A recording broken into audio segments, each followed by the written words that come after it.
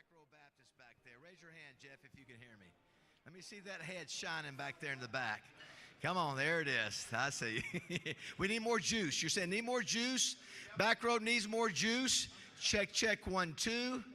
The lights are so bright. That's better. Thank you. Oh, all right. It is good to be here on Monday. Great to have everybody here. We're going to have a fun time. I got my sweat napkin ready.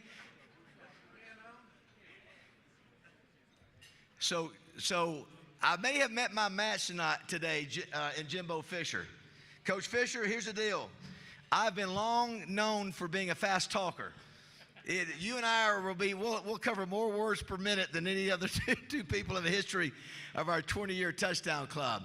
But we'll get them out of here. Coach said we'll get them out of here quick. That's right. We are so glad that you are here. Are we not blessed to be healthy, to be in this room today? We could be a lot of other places. That's exactly right. So good. And not only healthy, Rex, but after a Razorback win on the road in conference. Oh, my gosh.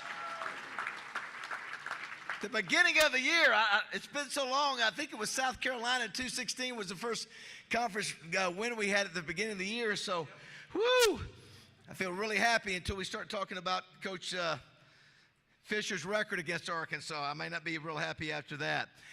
We are so glad to have you. What a year it's been so far. Sam Pittman, Brett Favre, Ray Lewis, Eric Dickerson. Did you guys enjoy Hunter Yurachek last week? Did you know, true story, Coach, I don't know if I meant to send this to you. Remember when Coach made the comment about Ole Miss has 5,000 members in their collective, we have 1,000, and we need 10,000 at $100? We put that clip thanks to Alicia Dover over here handling our social media. That tweet received over 1.5 million views. Wow. 1 million. So it created quite the talk about the topic, whether you agreed or disagree, which I think is really good. But that's what we do here at the Touchdown Club. We talk about those things, and Hunter had a chance to throw that out there. But it's a lot easier to ask for money when you win. How about that? No question about it. Next week, Greg McElroy is our speaker. You know, of course, he was the quarterback at Alabama that said when he took that team into Fayetteville to play Bobby Petrino's team, he said it was the loudest stadium he'd ever been in. Of course, Alabama ended up winning that game, but he's great on ESPN. He's a great guy. He does radio in Alabama in addition to his ESPN responsibilities. We want to give away our Jimbo Fisher stand-up. All of these stand-ups, thanks to Rockstar Passes here. Every week we have these cool stand-ups here. And the winner of this stand-up with Jimbo's signature on here is 973-345. 973-345. Just hoping it's not Kevin Brooks. After Kevin can't be 3 weeks in a row. Where's it?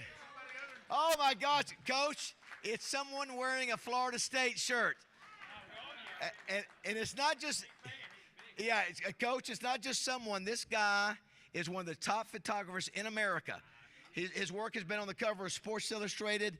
We are lucky in Arkansas to have him. He's really one of the best in America. Nelson Chenault, everybody. So something tells me Nelson probably put a few more dollars in that to win that for sure. So great to have you guys. Remember to mute your phones. Remember, this is streaming on, this is on 103.7 The Buzz Live, thanks to Arkansas Urology. Coach just got off the radio with them. But you can also go to myarkansaspbs.org. They're streaming it live. We're also streaming it live on lrtouchdown.com, YouTube, Facebook, Twitter. It's for everybody to go out there and see. So if you can't make it, text somebody and say, hey, you can still watch Coach Fisher a little bit later. So without further ado, let's bring up Pigskin Preacher, Chuck Monan, who is the minister at Pinnacle Church of Christ, to lead us in a word of prayer. He should be very happy today after his Michigan Wolverines beat USC. How about that? They were the underdog. So Pigskin, come up and lead us in a word of prayer. Coach, we're grateful you're here today. We got one of the great offensive minds in the modern college game. And I was thinking of Coach yesterday in church when I was reading the Bible. In Ecclesiastes 5 and verse 12, it says, the sleep of a laborer is sweet, but the abundance of the rich permits him no sleep. And I thought, Coach, maybe we can work out something. You could throw a little bit of something to the Pinnacle Church of Christ Building Fund. You'd be doing the Lord's work, and you'd sleep a lot better. So, Let's pray together.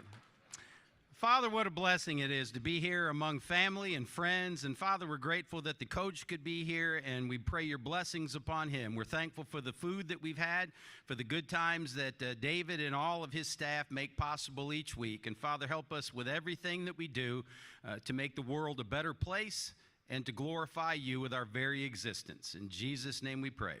Amen.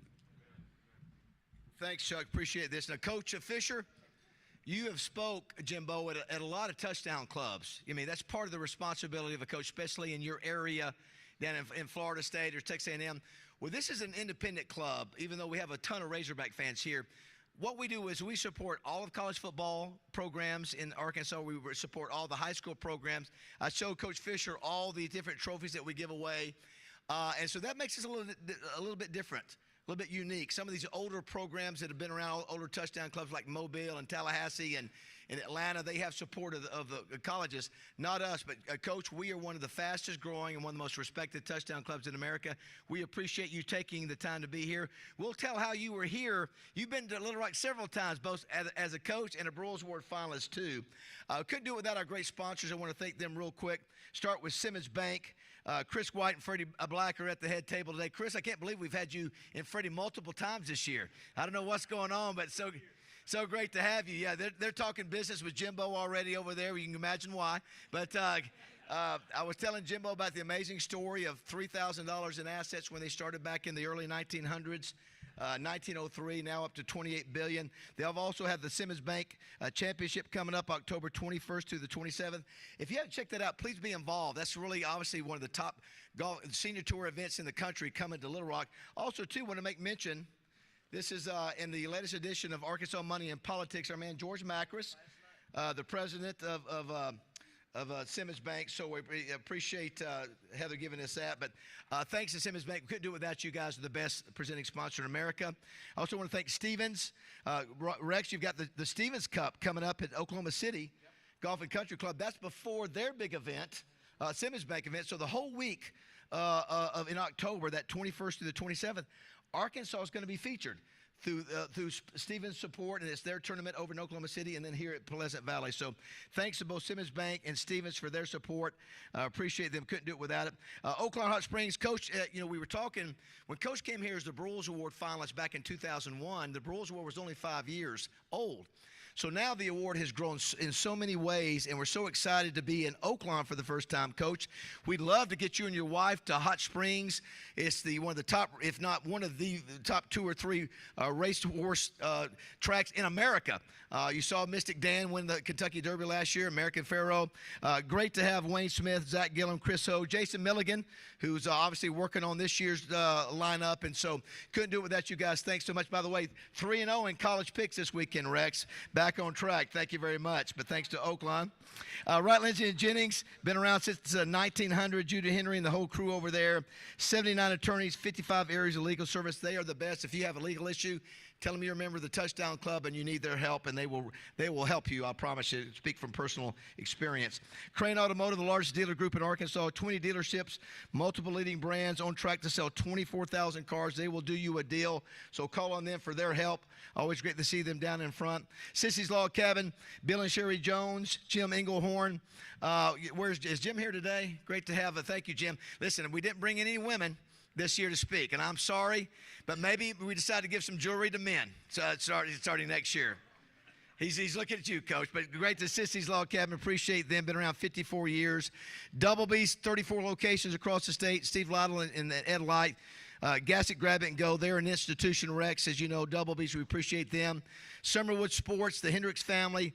Not a better family in this state than them, and they're amazing. Summerwood Sports Complex in Bryant.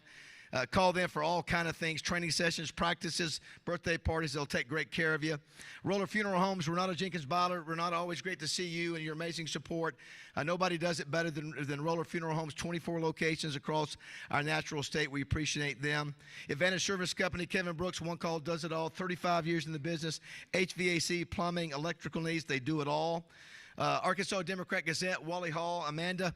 It's so cool that we have an All-Arkansas Preps player that was honored last year as a sophomore. He's back as a junior. He looks like he's 34 years old. I'm not sure exactly what the deal is, but from Darnell, we'll introduce him in just a minute. We appreciate the Arkansas Democrat-Gazette. The Hatcher Agency in Twin City Limo. Greg Hatcher, thank you so much for all you do. The home of outrageous service. Popeye, along with Wes Sutton, picked up Coach last night. He came in last night, and you know, we don't have to do this, but it's always nice for our guests to be picked up in like a limo van and those kind of things, and just show a first-class treatment. So we appreciate Greg and his support. Simmons Bank Arena. Michael Marion is in a state of depression right now as a Mississippi State fan. He realizes that even Arkansas may beat Mississippi State this year, which is shocking to him. Theo Van this week, almost 8,000 this Thursday night. Still tickets available for that. Jelly Roll, Ringling Brothers, and others coming to the arena. Go online and get your tickets there. Pulaski County Farm Bureau, Todd Dennis, Stephen Reichard, 75 years of excellent service. We appreciate them. One Memorial Stadium, continue Rex to have great games over there. High school state championships coming up. Thanks to them. Arkansas Urology, who's sponsoring our live broadcast right now, going out all over the state. I know we have Rob Byford, a board member of the Arkansas Urology Foundation, here today. Chris Shinup, thanks so much for your support. Remember, guys, it's National Prostate Cancer Awareness Month. They've had a record number of guys who are getting screened for prostate cancer. And so please do that. Don't forget, and don't put it off. Please do that. It'll save your life. Last free screening, September 26th, 4 to 7 p.m. here in Little Rock. We appreciate Arkansas Urology. 103.7 The Buzz, my buddy Roger Scott, Justin Moore, for their support every week and throughout the year and years. Appreciate them. Couldn't do it without them. And Terry Mahan, our CEO. AY Media. AY Magazine and Arkansas Money and Politics. Heather, thanks so much for your support and all the great articles you do on all the exciting people and the movers and shakers in this state. Thanks to her.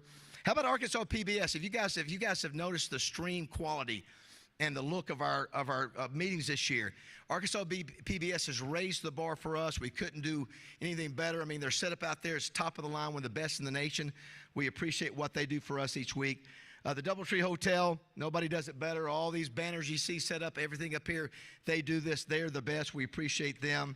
And JF Media Marketing, Alicia Dover over there. Nobody puts out more social media. Everything that Hunter Yurchek said last week that was really interesting, she had it posted. People reacted. So we couldn't do it without them. Thanks so much. As you see, Coach, nobody has that many sponsors. You got to have that many sponsors to bring in Ray Lewis and Brett Favre and Eric Dickerson and Jimbo Fisher. Let's give a round of applause to all those great sponsors.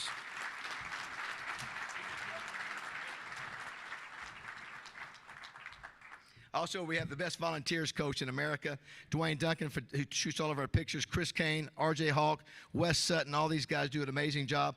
Our volunteers who come in every morning at 9 o'clock, we have about 50 altogether, Coach. Nobody in America has as many as we do, led by Debbie Wyman. Let's give our volunteers a big round of applause if we can.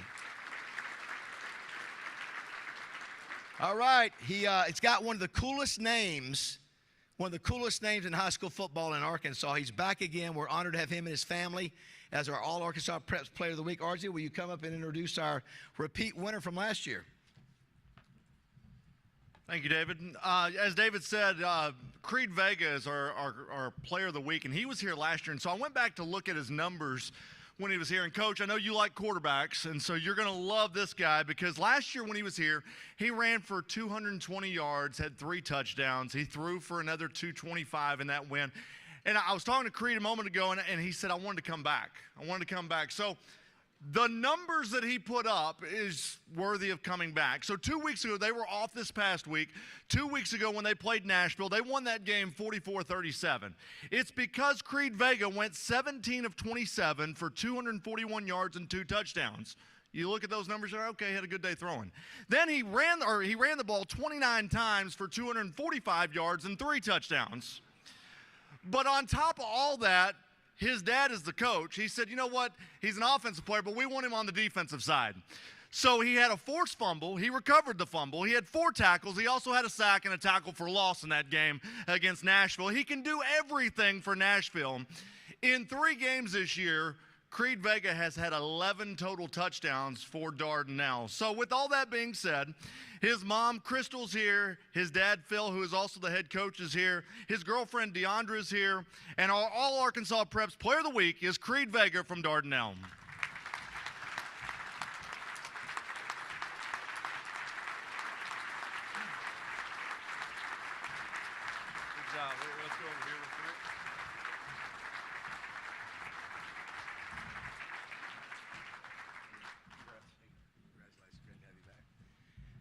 I told him, listen, hey, we'll just have him back next year too. Coach, how about that? And Dad, Mom. And now listen, extra credit for bringing the girlfriend. Man, very nice. Very nice. He's just a junior. I says he looks like he's 30.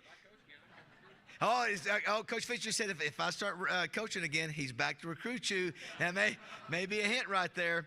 All right, Coach, I said I talk fast like you do. I sweat a lot. So does our next speaker. He does both. He sweats a lot and talks fast. For our weekend wrap-up, give it up for Rex Nelson, everybody. Come on, Rex. I am a sweat hog, I admit, but boy, you are right, David. It is so much better doing this roundup when the Hogs are undefeated in Southeastern Conference play. Let's hope I can say that again next week. Arkansas 3-1 overall, 1-0 in the SEC, 24-14 win at Auburn. Auburn falls to 2-2, 0-1. You got to think folks are getting a little upset down there. You know, they not only lost to Arkansas, they earlier lost at home to those hippies from Cal Berkeley, of all places, Coach. You know, you're just not supposed to lose to Cal Berkeley when you're in the SEC. Arkansas hasn't always been the case, David. You're right, winning in SEC openers. They are now 13-20 in SEC openers since joining the conference. However, they are 59, 48, and 3 all-time in conference openers. That goes back to the start of the Southwest Conference in 1915. Hugh Freeze is 4-4 all-time against Arkansas as a head coach. This was Auburn's 4th consecutive loss to a Power 4 school. Arkansas wins despite being outgained 431 to 334. Now, David, I don't pick against the line like you do. I just pick straight up. But you remember I said last week I do coach all the FBS, FCS, and Division II schools involving Arkansas schools. And going into last week, I was 22-0 on the season. And I said, I'm going to pick Arkansas over Auburn. Went 6-0, David. I'm 28-0. Now, that said, I don't know who I'm going to pick yet on A&M Arkansas. I'm going to listen to Coach's analysis on that before I decide where I go on that. All right, elsewhere, not a good day for Arkansas State. Iowa State wins 52-7. Red Wolves are now 2-0. They do get a much-needed bye week to prepare for the start of Sun Belt play against South Alabama. Iowa State led 31-0 at halftime in that one. ASU outgained 490 to 182 on that trip. Good news is Iowa State agreed to a home-and-home, so they come to Jonesboro next year. That's a big coup for ASU to get a Big 12 coming into Jonesboro. That should really do the hotels and restaurants well because Iowa State travels well. As expected, UCA had no problem with UAPB, winning 56-17. Bears are now 3-1. UAPB 1-3. Shung Derek Powell. You've heard me mentioning his name week after week, the great UCA running back. He went 59 yards for a touchdown on UCA's first play from scrimmage, finished with 148 rushing yards on 11 carries, just 11 carries. Will McElvain in the first half was 15 of 15 passing for 204 yards. Keep an eye on these Bears. I keep telling you, they could go very deep in the FCS playoffs this year. In Division II, we also have the defending Division II national champion from Arkansas, Coach Harding. They are number 1. They went to 3-0 with a 63-3 win at UAM. Boll Weevils fall to 2-1. That's 22 consecutive wins for Harding. Get this, Harding scored 35 points in the first quarter of that game at Monticello and began substituting in the second quarter. Meanwhile, before a full house in Magnolia Saturday, Ouachita outlasted SAU. They were both 2-0 coming in, 25-20 to go to 3-0. And when I tell you it was a full house, they even brought in bleachers for the end zones and filled them up. It's great to see small college football alive and very well in Arkansas right now. It was the 8th consecutive season for Ouachita to beat Southern Arkansas. Ouachita quarterback Eli Livingston threw for 133 yards and ran for another 120. Henderson, Also 3-0. They drop Arkansas Tech to 2-1 after a 27-12 Ready victory in Arkadelphia. Henderson trailed 12-7 before scoring 20 unanswered points in the fourth quarter to win. So UAM, Tech, and SAU are all now 2-1. Harding, Ouachita, and Henderson, all nationally ranked, all 3-0. And that's kind of a familiar refrain in the GAC. GAC has awarded 12 championships since its formation in football. Those three schools are the only three schools to ever won. None of the Oklahoma schools have ever won one. Ouachita has won 6, Harding has won 3, and Henderson has won 3. Meanwhile, Division III, Hendricks 35, Southwestern of Texas 20. Hendricks is 2-1. Howard Payne beat Lyon 41-14. Lyon is 1-2. NAIA Nelson of Texas, no kin to me as far as I can tell, 39. Arkansas Baptist 8. Arkansas Baptist is 1-2. Now on to the SEC real quickly. Tennessee over OU 25-15. Josh Heupel returns to his old school and gets a big win as Tennessee goes to 4-0, 1-0 in the SEC. OU 3-1, 0-1 in the SEC. Some of you may have seen this yesterday on social media. You know, teams, of course, fly to the games, but you know how all the FBS teams have these big fancy 18-wheelers that they take their equipment in? The Tennessee truck was involved in a crash yesterday morning coming from Norman to Knoxville here in Little Rock. I-40, I-30 interchange, about the only thing that went wrong for Tennessee over the weekend. We will refer to that as a rocky top, rocky stop in the rock. So, Arch Manning gets his first start at Texas. Longhorns moved to 4-0, 51-3 over Louisiana Monroe.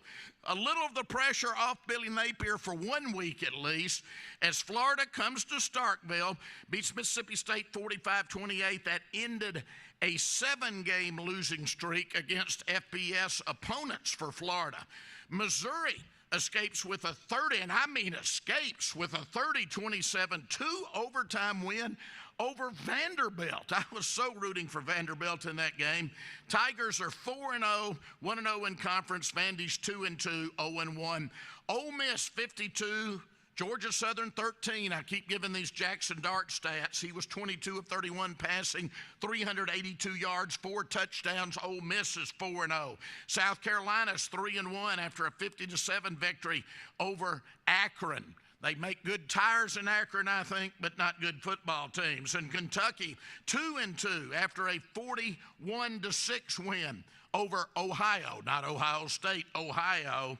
And Texas A&M, this week's opponent, 3-1, but they struggled to beat Bowling Green 26-20. So I'll be listening, Coach, quickly and quietly and intently to see who to pick there. Now, in the state this week, Lamar is at UCA. You need to go see these Bears if you get a chance.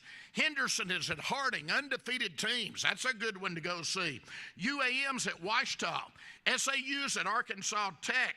Our NAIA team is home as Panhandle is at Arkansas Baptist. Both of our Division III teams are at home as Huntington College is at Hendricks. Texas Lutheran is at Lyon. So what does that mean? 2 games in Conway, 1 each in Searcy, Arkadelphia, Russellville, Little Rock, and Batesville. No excuse whatsoever. Get out and see a college football game this week, everybody. Thank you. Go, Rex, go.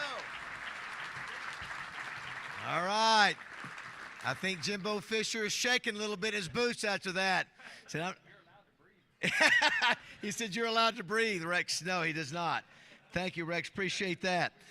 Before we bring up Coach, real quick couple announcements. The October 5th game against Tennessee has now been scheduled for 6:30 at night, so that's official. I also want to say real quick, Wayne Smith, who's the GM over at Oakland, I wanted to give credit, give her some recognition to his son, Dylan, who was doing the play-by-play for Lakeside High School. He's only a sophomore, but when he got this opportunity, let me tell you, one of these days you're going to hear this young man calling games on the national level. Instead of choosing one of his buddies, he chose a senior female to be his color person. So his name is Dylan. Can't wait. So Dylan Smith, be looking out for that name. We're really proud of him. What a great young man he is. I also want to recognize a couple special faces here today. To my left is a national award-winning college football reporter for CBS Sports and 24/7 Sports. He's covered the Auburn Athletic Department for AL.com, Mississippi State for the Clarion Ledger. He covered Arkansas for the Northwest Arkansas Times and the Democrat Gazette. He's actually grew up in Farmington, which I didn't know at the time. In 2019, he was honored by the Associated Press sports editors as the nation's top beat writer in America when he covered Auburn. Was also named the State of Alabama Sports Writer of the Year in 2015. He's a class guy. He flew in just today to get a chance to visit with Coach Fisher after the meeting, but he knows about our touchdown club. He knows about the state of Arkansas. He's a class act. Please welcome Brandon Marcello, everybody.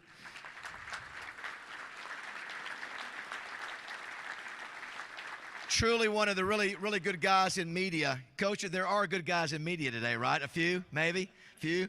Also want to give recognition. Patrick Schick is over here. Patrick Schick with Lexicon. Been a big supporter of all things sports in our state. The Broyles Award, too. He stepped in when we really needed some help this year on the Touchdown Club. Patrick, we couldn't do that without you. Thanks to you so much for being a good buddy and a supporter in our community. Thank you, Patrick. Patrick Schick. Also, too, Molly Harrell and Betsy Arnold, Betsy Broyles Arnold of the Broyles Foundation is here. Of course, Coach, they came to want to see you. Coach came here in the 5th year of the Broyles were back in 2001. Let's give it up for Molly Harrell and Betsy Broyles Arnold. They are working hard on this year's Broyles Award over at Oaklawn. Remember what's crazy about this year, Coach? For the first time in the 29-year history of the Broyles Award, we have to do it. Normally we do this in December between bowl games, but there's a playoff now, so we're not going to be able to do this until after the season, until February. So we hope all you guys get over to Oaklawn and help support it. It's going to be a great meeting. Can't wait to do that. Also, too, want to make mention in the back. We talked about a young man who lost his life not long ago, Reggie Heyman, who with his dad, Harry, always are in the back. Always there almost every day. I don't know how many years you guys, Harry, have been coming, but 10, 15, maybe 20 years, but lost his son, and the ceremony was, the funeral service was last Monday. He couldn't be here. But let's give it up for Harry Heyman and welcome him back. Harry, we love you. We love you, and we love Reggie, too. We appreciate you, too, and your support of the Touchdown Club. He was an outstanding young man, and I'm sure you felt the same way, and we're really sorry about your loss. All right, let's go to the tape. Coach, make sure you can see this. Steve Sullivan went back in time a little bit to show a few of your early career clips. Let's take a look at the introduction by Steve Sullivan from KETV. Jimbo Fisher just didn't play quarterback at Samford. He was the National Player of the Year in 1987. He would break into coaching at his alma mater in 1988. 22 years later, he earned his first head coaching job. He succeeded his coaching idol, Bobby Bowden, at Florida State. But when the opportunity came for me to coach, in my opinion, under the winningest coach in college football history, and to be under the best man in college football history, it was something I couldn't turn down. 4 years later, this happened. A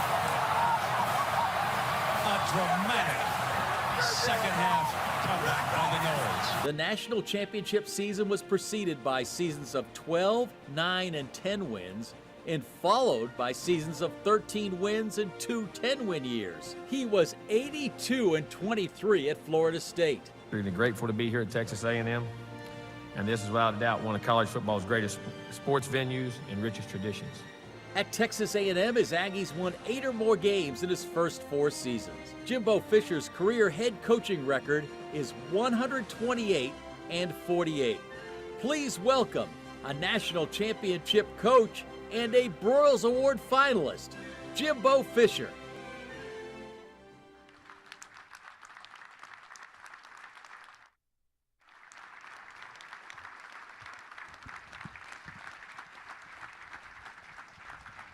Thank you all very much. Coach, great to have you back to Little Rock.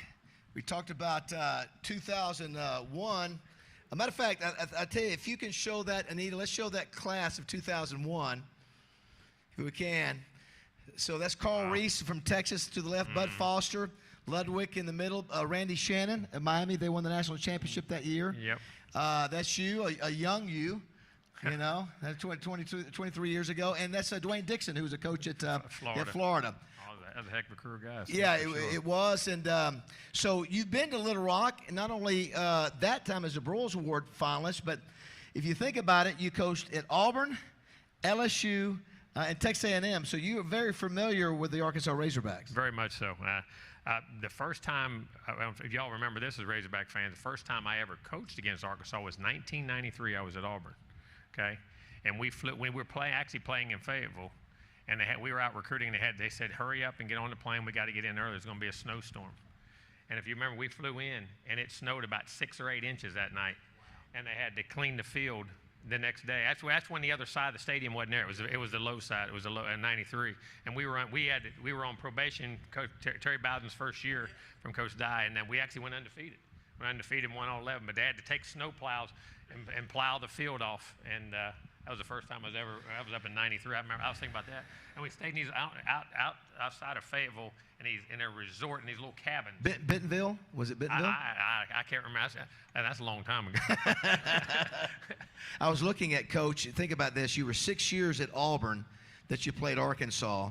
He was 4-2 as an assistant coach. You go to LSU for 7 years. That's under Nick Saban and Les Miles.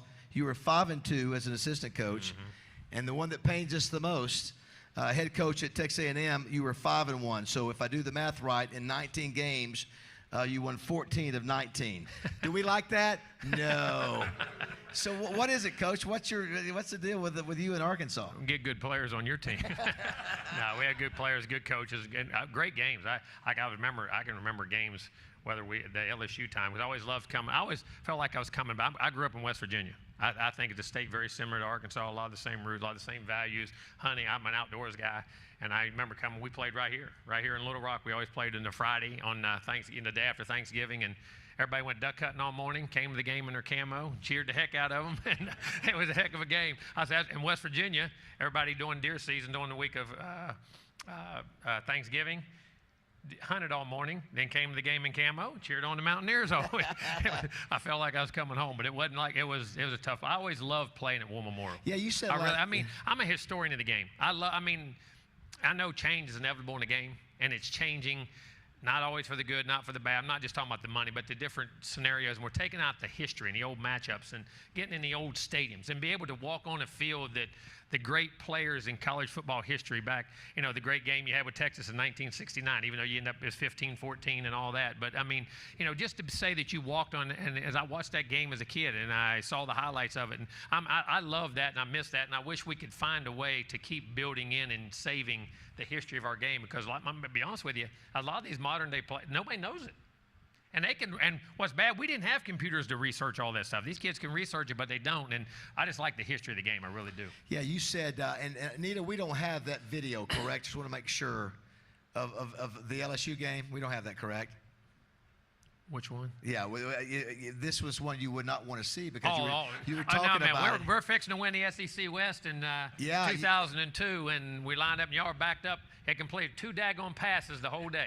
Y'all completed 2 passes the whole day. You're inside your own 10, all right? And you line up, and you're in a trips formation to the right. And this is honest. I told you this. You didn't know this. And remember, you guys hit a pass almost to midfield. It got almost. Our corner, believe it or not, he lined up so wide, and we come off a timeout, come off the change of possession after the kickoff. Our corner never saw the receiver, and he lined up on the number 2 guy. And he ran down the field completely. You coach all your life and you're ready to win. We're going to win the SEC West. And they hit the pass to around midfield a little farther, and then the next play scrambled around, threw it up in the end zone, caught a jump ball, and beat us. Yeah, I remember. Yeah, and then anything else you want to know? And I tell you what, if we'd have scored a touchdown on the drive, you held us to a field goal, which kept it a 6-point game, which helped the game. We'd scored a touchdown when you put it away. I was the OC, I remember. So funny, last night I said, you remember the Miracle on Markham? He said, what? That's what it's called? I said, that is what it's called. But it's called the Misery in Baton Rouge. But you also got your revenge. Came back, you remember the Darren McFadden run up the middle for 75 or 80 yards and looked like we got the momentum back. And what happened on the kickoff return? A little guy named Trendon Holiday. Yeah. A little guy named Little Trendon. As a matter of fact, I was telling you a story. I signed Trendon, and at the time, Nick Saban, he was the head coach, and when we recruited Trendon, he did not like little guys. I mean, he believed, and unless you were exceptional with the ball, you had to be special. And we had a guy named Skylar Green. Matter of fact, in one of the games up here, I think in 04, caught a jailbreak screen and went 80 yards up the middle. That was a great kid. But we had Trendon, and I wouldn't show Nick Trendon because little guy, I don't want him. We already got a little guy. And I knew he was special because he was a 10. He ended up being a 10 flat 100 meters. And I held him until he came to camp. And Nick walked by me. We were standing there, they were running 40s, and I had him run a 40. And he didn't even get in a stance. And he was handheld, and he ran like 4.29. Nick said, "What?" And got him back over there. It ended up paying off pretty good. But he hit that kickoff. And I think he's the only guy, if I'm not mistaken, in the NFL that has a punt and a kickoff return in the same game for a touchdown. He was 5'6", 150 pounds, but the ball don't weigh but 13 ounces, so you can run. One note, going back real quick, I know that in Nick Saban's book, that 2002 Miracle on Markham game, he said that was one of the foundations of coming back and winning the national championship the next year was losing that game. It really was. I mean, we were close, and we were 7-1, and actually we beat Florida in Gainesville that year really bad, and Matt Mockett in the fourth quarter got Liz Frank, broke his foot, and we lost our quarterback, and then we ended up going to the Cotton Bowl that year. But after that game, but it was it's what you don't realize.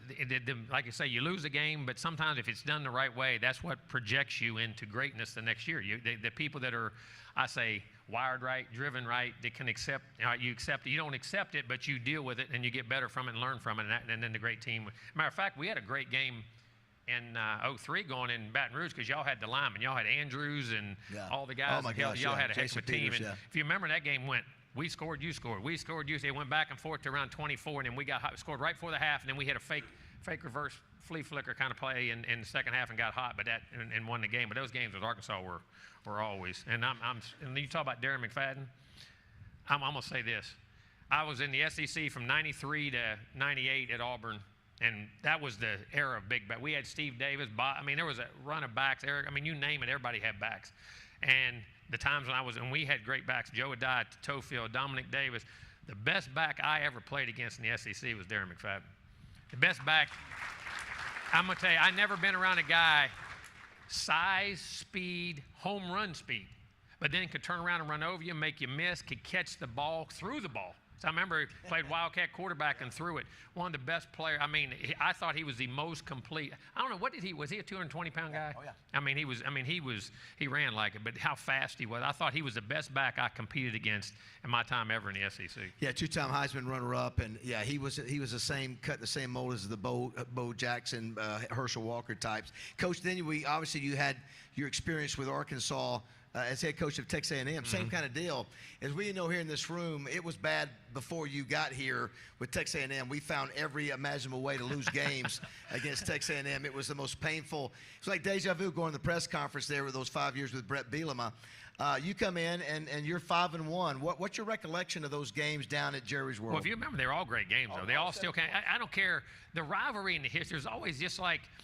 You saw Kentucky play Georgia the other day, 13-12. There's always teams within a conference that play each other. And if you look at Georgia to Kentucky, the last 3 times they went, they've all been 4, 6, 8-point games. And the matchup between Arkansas and A&M, you get so used to playing each other, you know each other, you want to beat each other. The competition. There's always those matchups. And no matter if you won that game, fortunately, like I say, we were 5-1. I'm not trying to rub that in, but we were fortunate to win it. But I'd rather not been 1-5. I'm glad it was like that. But at the same time, you always played each other. You get used to playing each other. And those games are always coming down to a few plays at the end of the game. And we were fortunate enough to make them in the venue. Now it's going to be interesting now after, I think this is the last year it's in Jerry's World. Am I not right? Then it'll go back to home, and you get a lot of the traditions and a lot of the stuff back, and it'll be great. But it was always a great game. And like I say, it's going to be it always came at a pivotal time of the year. And I think it is for both teams right now. Both teams are setting 3-1, so this will be a very, very important game going forward for those teams this week. Coach, you remember was it 2 years ago when Arkansas? Remember, Arkansas was up 14-0 in the first quarter. 17. He scored the first 17 points. And we had a new quarterback, and that's what you jumped on us, and we couldn't get back off of it. When you were, wait a minute, we were at the 3-yard line. Remember, KJ Jefferson's on first down, decides to try to leap in. You guys get it and run it back 90 yards instead of being 21 or 24-0. You guys are back in it, but that's sort of the quorkiness of this game. You're in that game. That's right. The other game, you're 17. The year you beat us, it was 17-0 right off the bat. Yeah, but so it's just one of those weird deals. So obviously you had Bobby Petrino last year. with you. He's obviously back at Arkansas this year. What was your experience with Bobby last? Great. Listen, Bobby and I have always had great respect for you. We've coached against each other. He was at Louisville. I was at Florida State. He was at Cincinnati. I was at Cincinnati. He was at Louisville. Back when we were OCs, I spent 1 year under Rick Mentor in 1999 there. And just funny, Jesse Mentor, the DC at Michigan this year, just won the championship. He was a little kid running around the office at that time. I am getting old. Mike Tomlin, me and Mike, we were all on the same staff up there. But Bobby, we competed against each other there. We did it at Louisville. We've always had great respect for him, what he did, how he did things. And philosophically, we're very similar, I think, in how we look at the game. I mean, there's always nuances and differences, but like everybody went to the new style of offense, the hurry up, the crazy, and we used to have to watch each other's film to get ideas on how people would play us, and that was one of the reasons I always had great respect for him as a coach, liked him as a person, and had the opportunity to hire him, and I think he's one of the great offensive minds in college football without a doubt. Did you get a chance to watch the Arkansas-Auburn game at all this past week? Parts of it, it did. I was driving back from Colorado. I was on elk. I was elk hunting last week. Killed so a big elk. I didn't care who got a first down, who on the injury report. You know what's funny? It was on Monday. And I'm laying there, and I shot my elk Monday evening. And I was laying, and I was thinking, I could be in practice right now. We would have just finished corrections from the week before, so I'd have been mad. I was worrying about who was still hurt, who was doing what, or I could be laying here skinning this. Well, I said, I liked where I was at the time. It wasn't all bad, at least for one fall anyway. Sure. But no, it was. I got to listen to the game, got to hear it, and back and forth. And that game's always. I always say this: Auburn to me was one of the toughest places to ever play on the road. I always felt Auburn played different at home. You know what I mean? And to go over, it was funny today. I'm coming. I went and worked out over the gym. I get on now. This is poor coach. And me in the back. I wanted to say something, but I didn't. I'm learning to keep I'm getting older. I'm getting more mellow. Okay. All right. So I'm in the elevator, and I hear people say something about a guy said it was a good weekend. I said, yeah, if Dallas would have won. Okay. So he was complaining. And they said, in Arkansas, they won, but I don't really think they won. Oh, you know what I mean? They didn't. And I'm sitting there thinking as a coach, I said, do you have any idea? I wanted to reach up there and smack him right in the back of the head. You know, like the guy does on NCIS where he hits all his guys in the back of the head. I wanted to slap him in the back of the head and say, they just won a game. And they would complain, well, I don't know if that was a win or I wanted, and I was listening to them talking. I just sat in the back and listened. But listen, when you go to Auburn, you go in this league, and you find a way to win, that's a great thing. And you don't understand the confidence that builds, getting your first SEC win. Just like you said, how many years is it? You don't always open up with a win. And that's what builds. You don't understand how the little things equate as a coach you do to the big things. Now all of a sudden you got a little more confidence. You can go on the road and win. You can overcome a situation where you created, 2 or 3 turnovers in the red zone. Am I not right? You created turnovers in the red zone and got plays where your kid's thinking, okay, instead of now it's we can still do what we did the week before. You come down and got a critical drive. You drove down and got points. And then you got points at the end to put the game away. I mean, all those things, it's an accumulation. It's not where you are right now. It's an accumulation of where you are at the end of the year. And then you gradually build as a coach and that confidence in things that from the experiences you have, good and bad. Just like we had to suffer those things in 2002 to win a national championship in 2003. Those are all building blocks for where you're trying to go and what you're trying to do. And to go at Auburn and win a game at Auburn, that is hard to do. At LSU, we never won at Auburn. Is that right? During my time, the 6 years I was there, we never won a game at Auburn. We lost every humanly way possible. I mean, it's one of the tough places to do it. And to go on the road and win, that's a great win. And it'll propel you into this week's game. What do you think, Coach? You've obviously been around a while, too, in coaching. Sam Pittman, what are your thoughts on Sam? I love Sam. I've always had great respect for him first as a line coach and as a person. He was one of the great guys when you met him out. Genuine good guy. You know what I'm saying? My kids love him. Like before the game, my kids are always with me all the time. As a coach, we starve for time with our children. And on the field, he was always good to them. I think he does a great job. I think he's done a great job here. And I think hiring Bobby and getting in the coordinators you got now. I mean, you're doing a good job. You're building. And he's had some good years. And I think this year y'all going to play well. I really do. I like your schedule. Who else you got after this? You got A&M, then Tennessee. We got Tennessee, Ole Miss, LSU, Texas. You'll play right there with them. You will. Listen, you will. You beat Texas up, or you beat the dog out of Texas up a couple years ago. Preach it. But I mean, you don't know. I mean, in each team where they're at, you don't know who gets hurt each week, what goes on. I think Sam does a great job, and he's a really good guy. Going back real quick before we move on, thoughts about the last 12 years. By the way, this is a terrible stat to throw out there, but Arkansas is 1-11 the last 12 years playing Texas A&M at Jerry's World. So as you talked about that maybe that's being done. Do you like that? Would you rather it stayed at Jerry's World, or do you think it should go back home? I mean, I understand why you did it, and I didn't mind it because at least it made you get ready for a bowl game or a championship game that you're not in your own stadium or at somebody else, either a neutral site, hearing the fans and all that. But for y'all to lose a home game, I mean, in the middle of the year on a rivalry like that, I think it's great that you're going back to playing it, in Fayetteville and playing it in College Station. I think it's good for the traditions and the history of what's going to happen. Yeah, I mean, I enjoyed it as a player being able to go to A&M, very unique, and it was fun. It's been fun, but it also helps when you win. I think maybe if Arkansas would have split maybe half those wait a minute, games. you're 1-11. That means you're due. You know what I'm saying? I mean, and everybody's in analytics now. It's all numbers anyway, right? There's no coach. We don't coach anymore. You just hit the button. Okay, hit the button. What's the percentage say? That's what I'm gonna tell you. What those folks that got analytics, they never. Analytics are important, but you got to coach too. I'm gonna say that on both ends. Coach mentioned he's from West Virginia. There's some West Virginia magic when it comes to coaching. You obviously won a national title with FSU. Pigskin, Fielding Yost, 6 national championships with Michigan. He was from West Virginia. John McKay, 4 national championships with USC.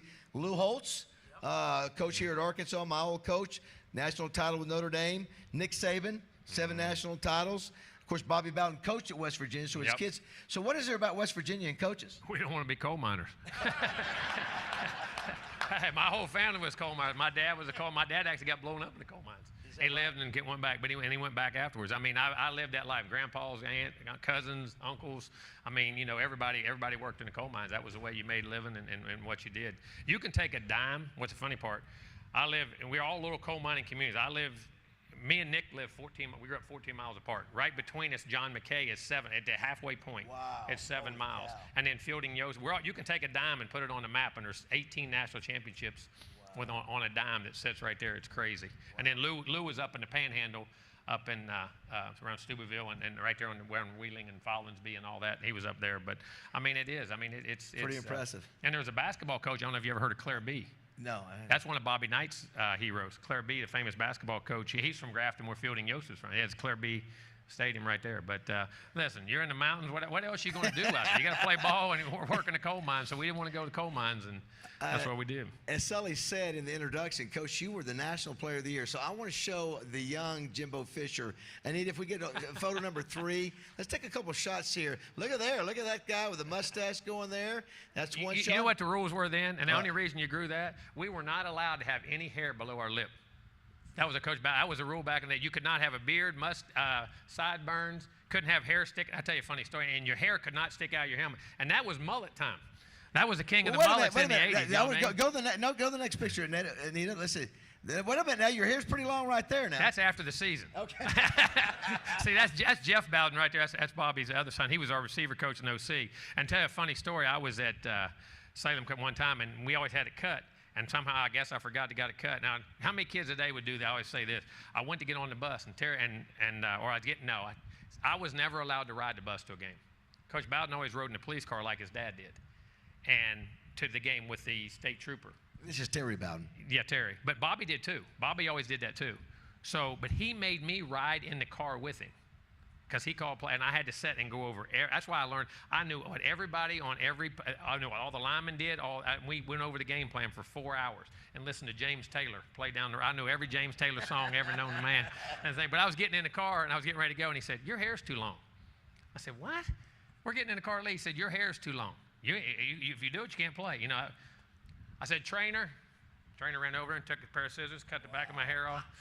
I got in the car, went on and played. Guys today throw a fit, but I had to cut it off to play. Speaking of the Bowdens, let's number 6 and number 7, Anita. Obviously, Bobby Bowden, we had a chance. He recruited me when I was in Panama City. One of the legendary greatest coaches of all time. Matter of fact, by the way, that picture, the gentleman to the left of Bobby Bowden was Mickey Andrews, the first winner of the Broyles Award in 1996. I was going to say, do you realize who the other guy in that picture? I just talked to Mickey the other day. He's getting older now. He was actually sitting at the game, and one of the great. I was fortunate to coach with him, and one of the great coaches. But Coach Bowden, I'll say this, in my opinion, and to me, he was my hero. He was the greatest coach, but he's the finest gentleman that maybe ever walked the sideline. What a Christian man, what he stood for, the values he did, the things he was. And I was so fortunate as a young coach I played for Terry, but he would take me to places, and we would go visit Florida State. I would stay in Bobby's house. I mean, and learn, go to practice, set. When they had a bowl game, I remember they were playing Penn State in 1990, and the Blockbuster Bowl, they were both top 10, 1990, and I would just become the OC. I was 24, 25 at Sanford, and Terry took me on the trip. They put me in a hotel down there with Bobby, and I sat in every meeting that he had. He called the plays in as the head coach, and I got to sit there. It wasn't just what he was doing, but how he organized, how he set practice up, how he spent time to get his game plan. I was learning so many invaluable things that you had to not waste time. And then I would sit in the press box. I got to sit in the press box sometimes and just I guess you'd call it a dead set. I couldn't talk on the set, okay? Just back at here and listen to him call a game from situations, how he thought, how he related to coaches. So as a young coach, how important that family was to me and what they provided me from a knowledge standpoint of how to do things and how to do things the right way. You know what I mean? And how to treat people. And I always said that's about Coach Bowden. He gave me the greatest advice I'd ever had in coaching. I'll never forget, we were we had the Manning Academy, which they have now, that quarterback receiver thing. See, that whole idea came from there was a Bowden Academy before there was a Manning Academy. Started in 1987. And it was Bobby created for him and all of his sons. They could get together in the summer and spend some extra time because they all were coaching all across the country and coach quarterbacks and receivers. And I was the quarterback guy at that camp. They were all receiver guys, and we taught them. But he sat around there, and at night, Coach Bowden always put his feet up around the pool and would make you – the thing about Coach Bowden, he could talk to you in 5 minutes. You act like you knew him for 20 years. He was never above you. He was an equal to you, and he never looked at himself that way. And I asked him one time, and I said, Coach, I'm a young coach. I want to coach Division I football. How can I get to Florida State? How can I get to how can I get to whatever university and move up?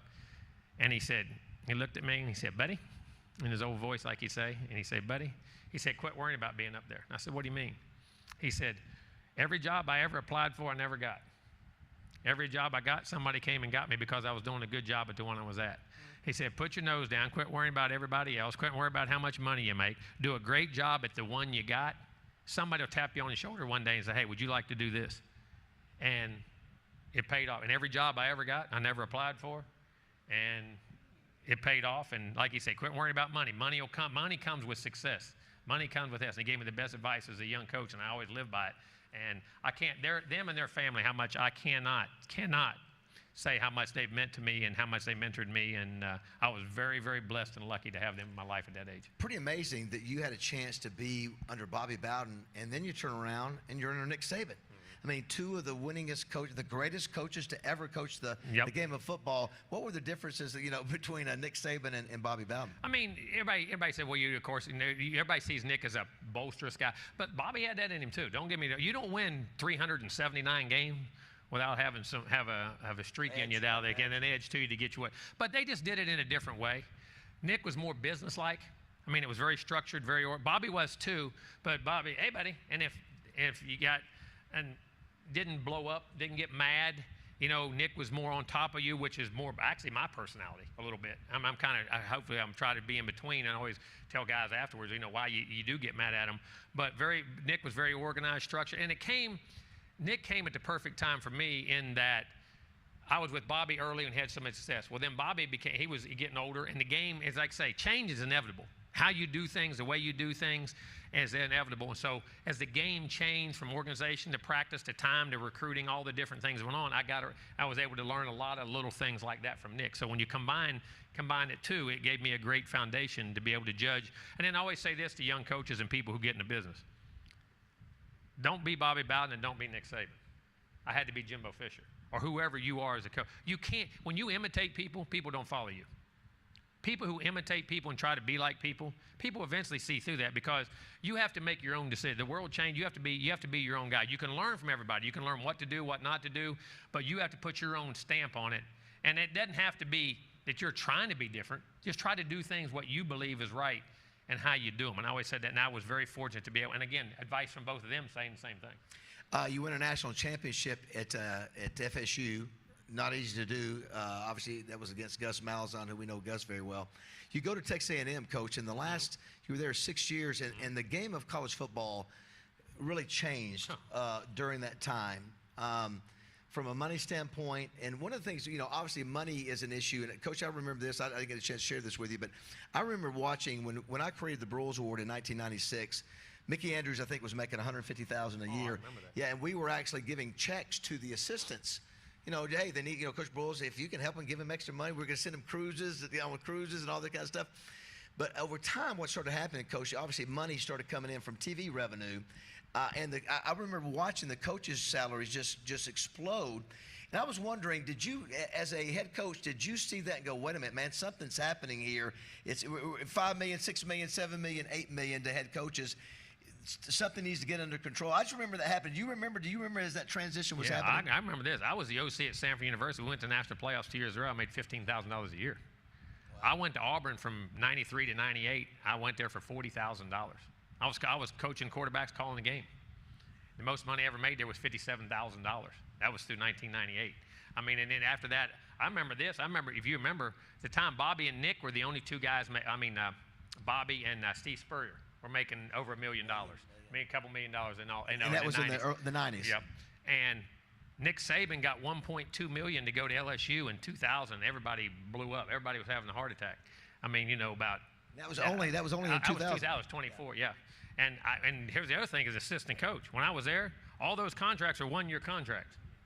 You want to make sure you're doing things right, and you just bought a new house, had new kids, and all of a sudden you got 1 year and you get a few months after that, you don't have a job. I mean, everybody worked. I remember when I went to LSU with Nick, and he hired me from the University of Cincinnati, and he hired me, I think it was $120,000. And I was there, I guess, a month. I guess he liked what I was doing, I don't know. And he tapped me on, we were riding on a plane, go recruit one day. He said, hey, you know something? What if I gave you a 2-year contract? I looked at him trying to be calm. I wanted to jump over and just tug him. I mean, to have at least have a 1 year. I mean, that was to have a 2-year contract.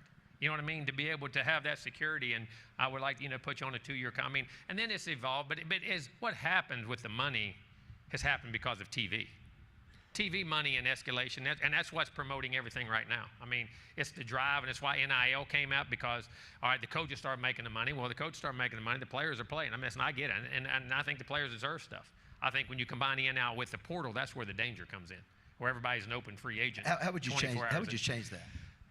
I'm not going to say how. Listen, I'm for players making money. All 4 players making money, but we got to regulate it somehow, or come to a conclusion on it. But when you combine that with the transfer portal, and right now, college football is probably the most unfair sport in the business today.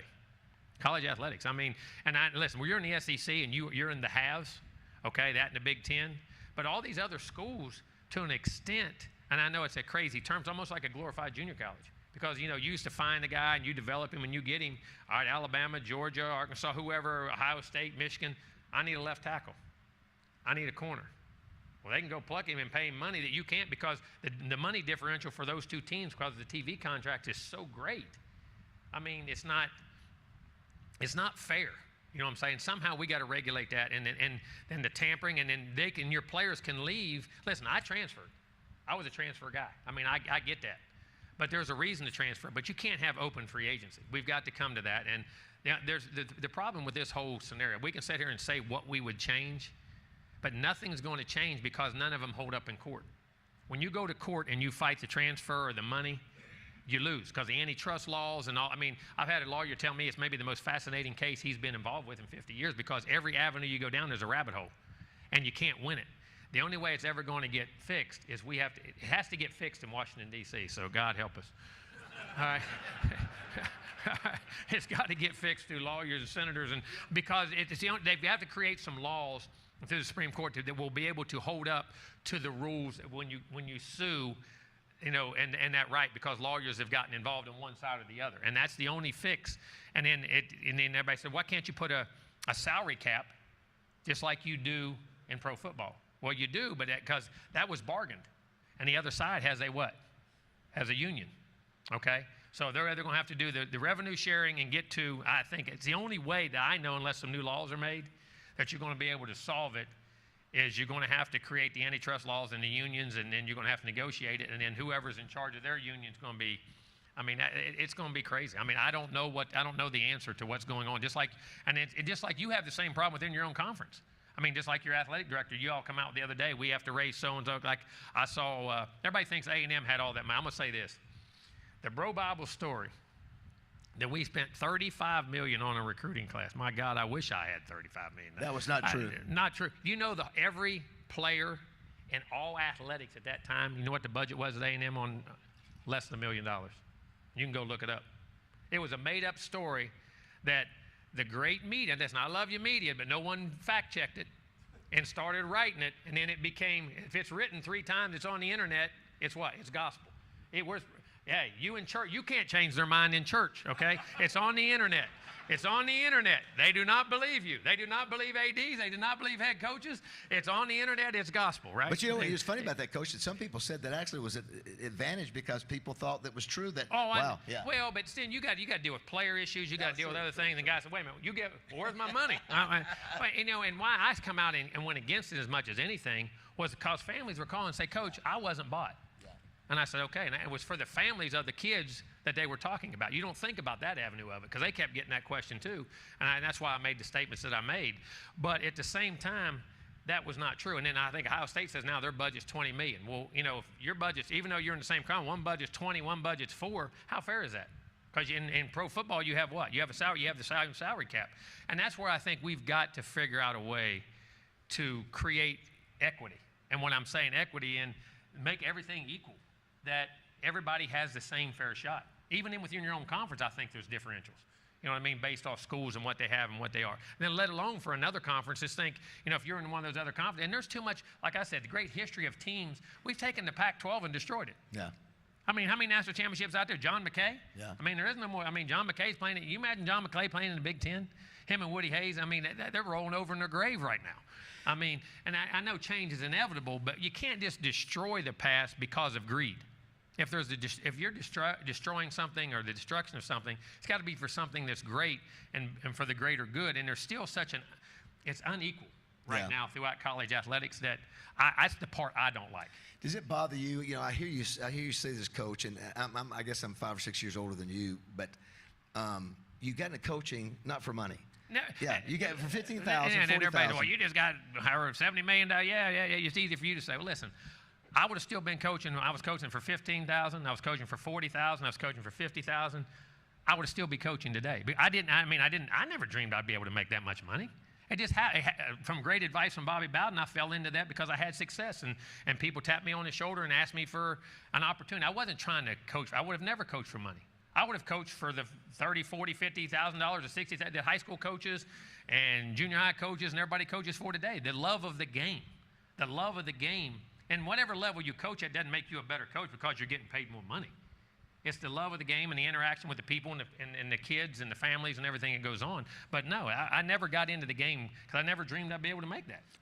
I'm a coal mining kid from West Virginia. How am I going to make that much money? Do you think you think there's ever any way to get football back to where it's not about money? You think it is what it is? Nothing's about money, but everything's about money. Yeah. And the genie's out of the bottle. It's going to go. Now you got to figure out a way to make parity and fairness across the board and do it the right way. I mean, listen, listen, I'm not bad about players getting their share and what goes on and what happens, but we got to get parity on a team that makes it for all the teams across. There's other kids besides the ones that these 2 conference schools have. You know what I mean? There's other kids across the country that deserve the same opportunities, and they did when they walk on. Well, we always said this: when you walked on a field, it didn't matter what religion you were, what color you were, what nationality, what anything you were. Between those white lines, you earned what you earned. That was the great thing about athletics. You lined up against the guy across from you, and he either whipped you or you whipped him or you figured it out or whatever.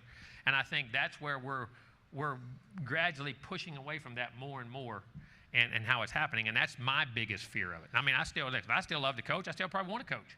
You know what I mean? I want to go do that. I still love that. But I think we've got to get that somehow, some way back to where there's parity and still be able to give the kids what they deserve, give them the opportunities to leave or do whatever. But you got to have some fairness across the board in it. Be back in coaching next year?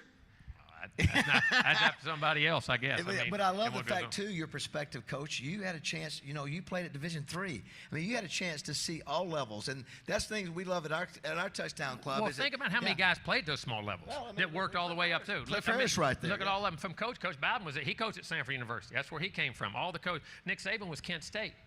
You know what I'm saying? I mean, all the and that's the other thing I got a problem with. And everybody said, "Well, I hate playing that 1AA score." I can go 1AA until I'm old. You know what I mean? And or FCS school. I don't want to play them. I don't want to play that lesser school. Well, you got to understand something. The game of football is bigger than the top 75 or 100 schools in the game. That's how you give. That's how they make their budget.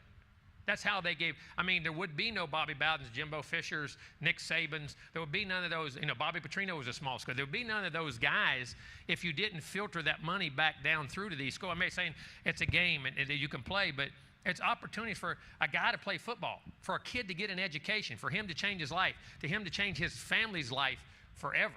You know what I mean? And then for the coaches, how many of us started in small college football? Then worked our way up and had that opportunity. If you don't, you know, if the Arkansas of the worlds don't play the Wichita State, if they don't play Wichita or FCS schools or whatever they are and pay that money, and then the 1AA's play the Division IIs, Division IIs play it down and help those schools make budgets. Because what's going to happen in high school football, kids are going to say, I'm not playing. There's not that many opportunities for me. Everybody's not Dan Hampton. Everybody's not Willie Roaf. You know what I mean? And those guys that have that opportunity, and then you take away, the game is bigger than just the major teams that we talk about and how everybody that evolved. The game of football is the greatest game because of the toughness of it, the physicality of it, the grind. There's no easy way to be a good football player. You got to love it.